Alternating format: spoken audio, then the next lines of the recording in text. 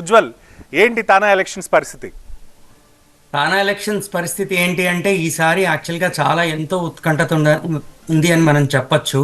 దాదాపు 35,000 మంది ఈసారి ఓట్లేశారండి.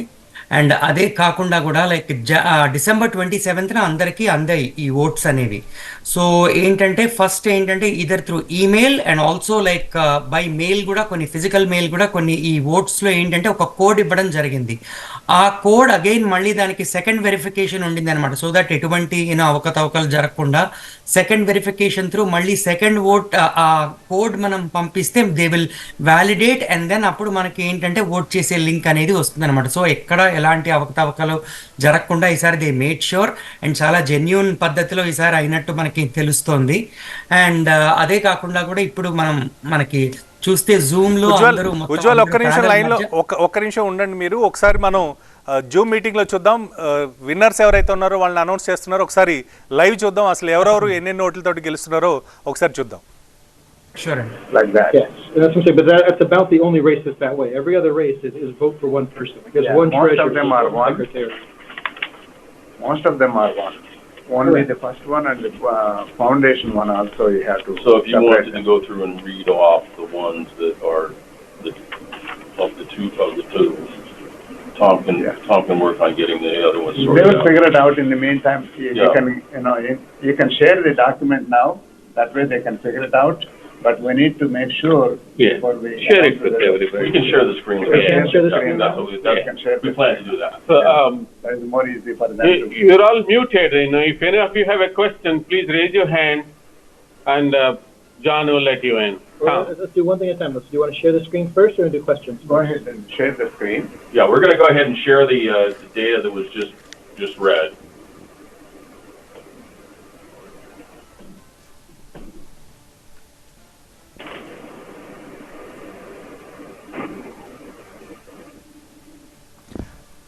ఇప్పుడు మనం ప్రస్తుతం చూడొచ్చు ఎవరెవరికి ఎన్నెన్ని ఓట్లు వచ్చాయి, పర్సంటేజ్ ఏంటి అనే టోటల్ ఇన్ఫర్మేషన్ కూడా ఇక్కడ ప్రజెంట్ చేయడం జరుగుతుంది.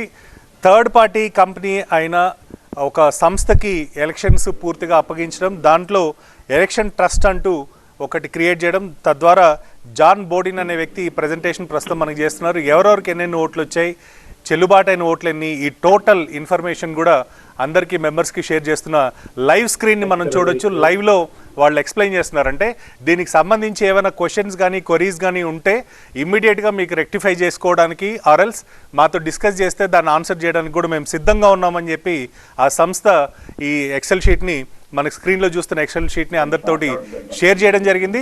దీని ప్రకారం మనం చూస్తే నరేన్ కొడాలికి దాదాపు 13,225, అంటే ఈ ఎంటైర్ ఓటింగ్ ప్రాసెస్ ఇక్కడ ఈవీఎం మిషన్స్ ఎట్లా అయితే క్యాల్కులేట్ చేస్తారో సిమిలర్గా అక్కడ ఓపెన్ చేసిన వెంటనే టోటల్గా ఇన్ఫర్మేషన్ అంతా కూడా స్క్రీన్ మీదకి తీసుకురావడం జరిగింది. టోటల్గా పోలైన ఓట్లు 23,700 ఓట్లు, అంటే చెల్లుబాటు అయిన ఓట్లు 23,700.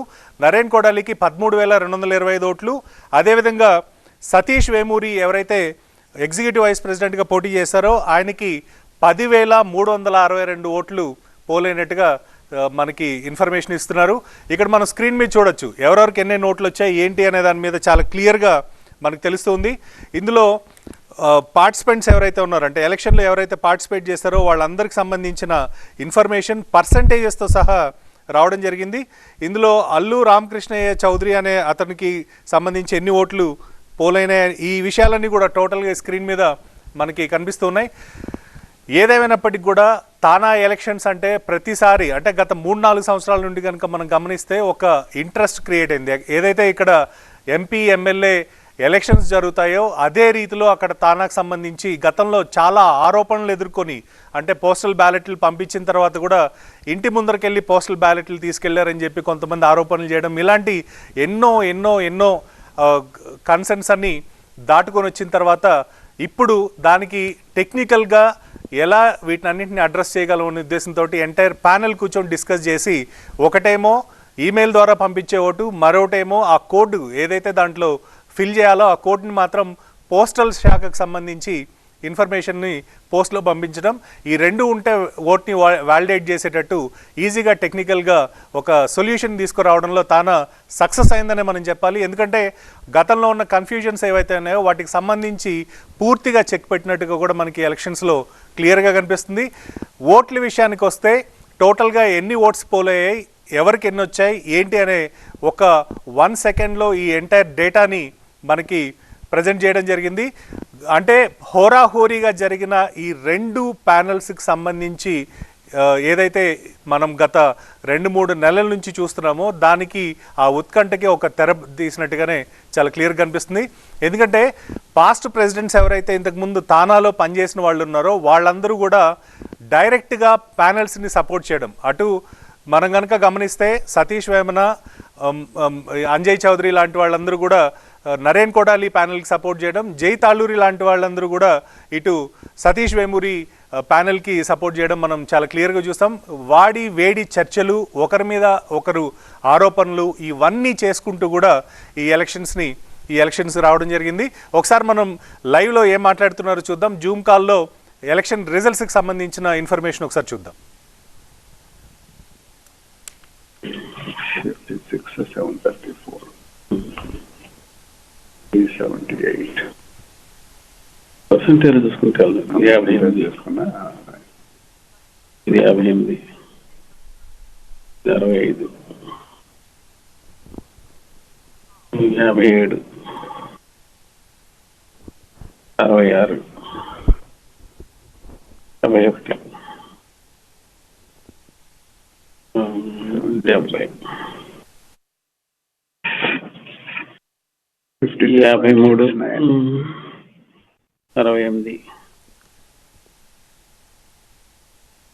ఇది చాలా క్లియర్గా అక్కడ ప్రతి ఓటుని చాలా జాగ్రత్తగా ఎక్స్ప్లెయిన్ చేస్తున్న పరిస్థితి మనకు కనిపిస్తుంది.